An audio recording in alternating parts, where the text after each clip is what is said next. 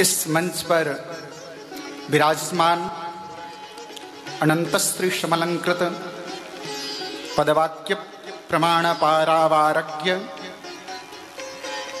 जगतगुरु स्वामी श्री हरिदेव पीठाधीश्वर जी महाराज, जिनकी पावन चरणों में साष्टांग प्रणाम करते हुए मंच पर विराजमान समस्त विद्वज्जनों को वंदन करते हुए, आज महत सौभाग्य का विषय है कि आज भागवत जयंती के उपलक्ष्य में यह विषय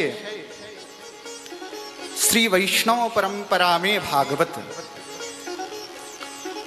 सबसे बड़ी बात कि श्री वैष्णव परंपरा क्या है, इसे समझने के लिए दो चार बातों का अवधान करना ही पड़ेगा। यदि हम वैष्णव शब्द की व्युत्पत्ति यह कर दें कि विष्णोः इदं वैष्णवः, ऐसा करके यदि हम व्युत्पत्ति करें तो किंचित चिंतनीय होगा। लेकिन यदि हम वैष्णव शब्द की व्युत्पत्ति यह करते हैं विष्णोः देवता अस्ति यस्य सः वैष्णवः, यदि इस व्युत्पत्ति को हम स्वीकार करेंगे तो भगवान शिव भी वैष्णव हो जाएंगे। यह लक्षण उनमें भी घटित हो जाएगा, क्योंकि भगवान शिव के उपास्य ही विष्णु है, नारायण है। लेकिन अब बात आती है कि जो शिवोपासना करते हैं, सच कथं वैष्णवः तत्र कथं वैष्णवतायाः अध्याहारो भवितुम् अर्हति।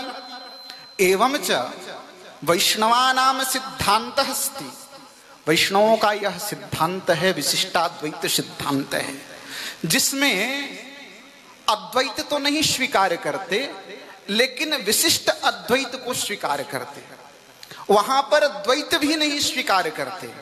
अब विशिष्ट अद्वैत का क्या प्रयोजन है, तो संपूर्ण श्रीमद् भागवत विशिष्ट अद्वैत का ही परिपोषक है।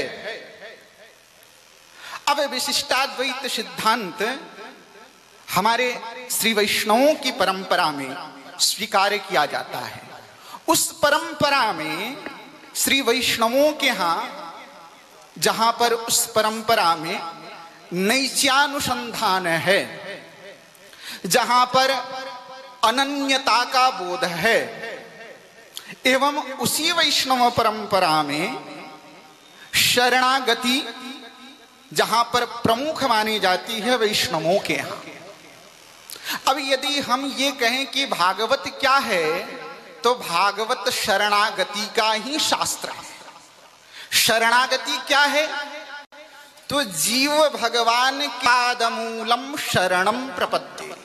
जीव यही तो भगवान से कहता, मैं इस संसार में आया लेकिन न धर्म निष्ठोस्मि न चात्मवेदी, धर्म को जानता नहीं हूं, आत्मज्ञानी भी नहीं हूं, लेकिन आपकी शरण में हूं, बस यही स्मृति है मेरे मन में। यह क्या है, यह विशिष्टाद्वैत सिद्धांत के नैत्यानुसंधान का एक सोपान है। दूसरा अनन्यता का सोपान।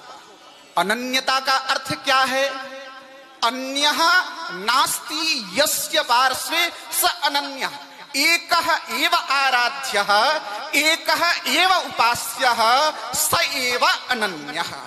जिसके जीवन में मात्र एक ही है, उसके अतिरिक्त कुछ दिखता ही नहीं।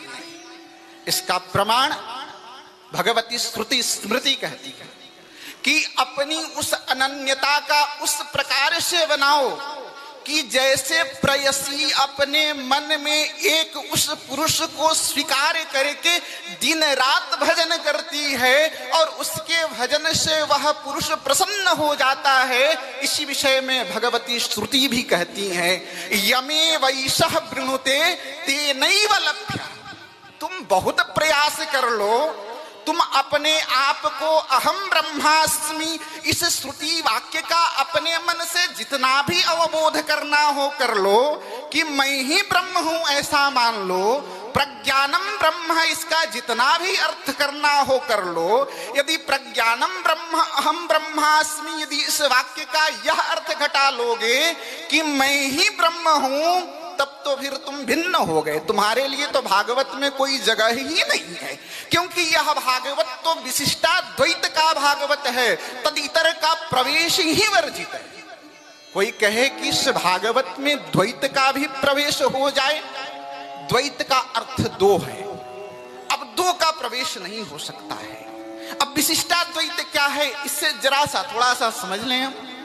विशिष्ट रूप से अद्वैत एक तो है, लेकिन उसमें कुछ विशिष्टता है, साक्षात एक नहीं है। मैं यह नहीं कह सकता कि मैं ब्रह्म हूं, लेकिन उस ब्रह्म का अंश हूं यह कह सकता हूं। इसलिए हमारे यहां अंश अंशी भाव का संबंध है। इसका समर्थन भगवान गीताचार्य कहते हैं, ममैवांशो जीवलोके जीवभूतः सनातनः। भगवान गीता में यह कहे कि यह संसार जो है मेरा ही अंश है। भगवती श्रुति ईशावास्योपनिषद में पूर्णमदः पूर्णमिदं पूर्णात् पूर्णमुदच्यते पूर्णस्य पूर्णमादाय पूर्णमेवावशिष्यते। अब वह ईशावास्योपनिषद का मंत्र यह कहता है कि जगद अपि पूर्णम, असौ पूर्णम, वह ब्रह्म भी पूर्ण है, और उस पूर्ण ब्रह्म से यह जो जगत उत्पन्न है यह जगत भी पूर्ण है। और पूर्ण होने के बाद भी वह ब्रह्म में न्यूनता नहीं आती, वह भी पूर्ण है। अब एक न्याय का सिद्धांत है, नित्येभ्यो नित्य पदार्थाः जायन्ते। अब जब हम यह अद्वैत मत में जब ये कहते हैं कि ब्रह्म सत्यम जगन मिथ्या जीवो ब्रह्म एव नापरः, जब हम ऐसा कहते हैं तो यह श्रुति वाक्य ही व्यर्थ हो जाएगा कि जीव ब्रह्म ही है, ब्रह्म सत्यम जगन मिथ्या। अब यह जगत में मिथ्यात्व कैसे आ जाएगा, क्योंकि पूर्णमदः पूर्णम इदम जगत अपि पूर्णम कुतः कस्मात् आगतः चित ब्रह्मणः समागतः इदम जगत ब्रह्मणा निर्मितम इदम जगत वर्तते चित कथम न्यूनायते यत्र। यहाँ तो न्यूनता की कोई बात ही नहीं है, असत्यता की कोई बात ही नहीं है। और यदि आप संसार को ही असत्य घोषित कर देंगे